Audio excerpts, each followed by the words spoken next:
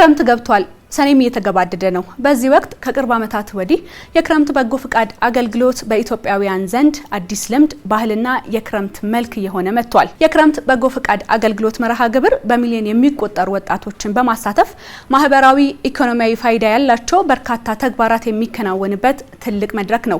መርሃ ግብሩ በተለይም ትምህርት ቤቶች ዝግ በሚሆኑበት የክረምት ወቅት ወጣቶች ጊዜያቸውን፣ እውቀታቸውንና ጉልበታቸውን ለሀገር ጠቃሚ በሆኑ ስራዎች ላይ እንዲያውሉ ለማድረግ አልሞ የተጀመረ ነው። ለ7 ዓመታት በዘለቀው በዚህ ንቅናቄ በአዲስ አበባና በሌሎች የሀገሪቱ ክፍሎች ያሉ አቅመ ደካሞች፣ ድጋፍ የሚሹ አረጋውያንን መኖሪያ ቤቶችን መገንባት፣ ማደስ፣ በርካቶች ጾም እንዳያድሩ ማዕድ ማጋራት፣ ለተማሪዎች የማጠናከሪያ ትምህርትን መስጠት እንዲሁም የትምህርት ቁሳቁሶችን ማሟላት፣ ነፃ ሕክምና አገልግሎትን በመስጠትና ደም በመለገስ የብዙዎችን ሕይወት መታደግና ተስፋን መስጠት ተችሏል። በዚሁ የበጎ ፍቃድ አገልግሎት በተሰራ የችግኝ ተከላ መርሃ ግብር ኢትዮጵያን አረንጓዴ ማልበስ፣ አካባቢን ጽዱና ለነዋሪዎች የተመቸ ማድረግ ከተተገበሩት መካከል ነው። በዚህ ተግባር የበርካቶች አቅመ ደካሞች ሸክምን ማቃለል ሲቻል የተጠቃሚዎች ቁጥርም በየዓመቱ አድጓል። ማሳያ በ2010 ዓ.ም ንቅናቄው ሲጀመር 13.6 ሚሊዮን የህብረተሰብ ክፍልን ተጠቃሚ ሲያደርግ በ2017 ዓ.ም ደግሞ 53 ሚሊዮን ህዝብ በክረምት በጎ ፍቃድ አገልግሎት ተጠቃሚ መሆን ችሏል። ለዚህም በ2010 ዓ.ም 10.8 ሚሊዮን በጎ ፍቃደኞች ሲሳተፉ በ2017 ዓ.ም ደግሞ 25 ሚሊዮን ወጣቶች ተሳትፈውበታል። ባለፉት 5 እና 6 ዓመታት በበጎ ፍቃድ አገልግሎት ብቻ 35000 የመዋለ ህጻናት ቅድመ መደበኛ ትምህርት ቤቶች ተገንብተዋል። ከ4 ሚሊዮን በላይ ህጻናትም በትምህርት ቤት እንዲውሉ ሆኗል።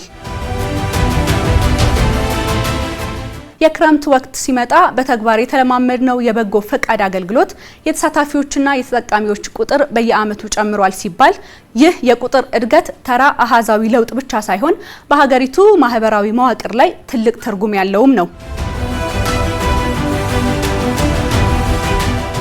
ባለፉት 8 ዓመታት በአዲስ አበባ ከ2.6 ሚሊዮን በላይ በጎ ፈቃደኞችን በማሳተፍ 46461 ቤቶች ተገንብተው በቤተሰብ ደረጃ 207930 አቅመ ደካሞችና አረጋውያን ከክረምት ዝናብና ውርጭ ማረፊያ እንዲያገኙ አስችሏል።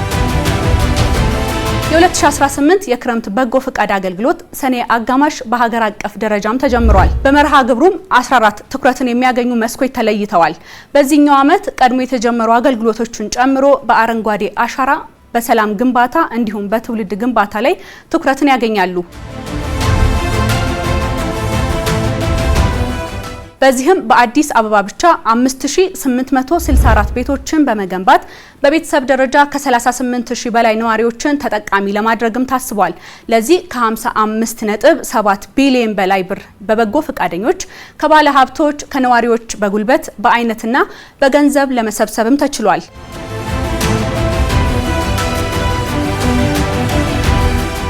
ይህን መሰል ተግባር ከአዲስ አበባ ውጪ በሁሉም ክልሎችና ከተማ መስተዳድሮች መተግበርም ጀምሯል።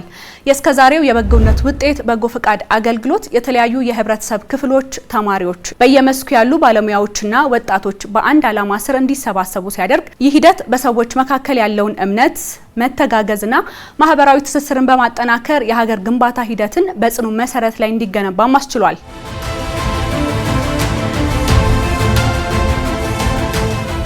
ኢትዮጵያ ያላትን ሰፊ የሰው ኃይልና አቅም ወደ በጎና ምርታማ ተግባር የቀየረችበት ይህ አገልግሎት በዘንድሮ መርሃ ግብርም ቀጥሎ በስፋት ይተገበራል።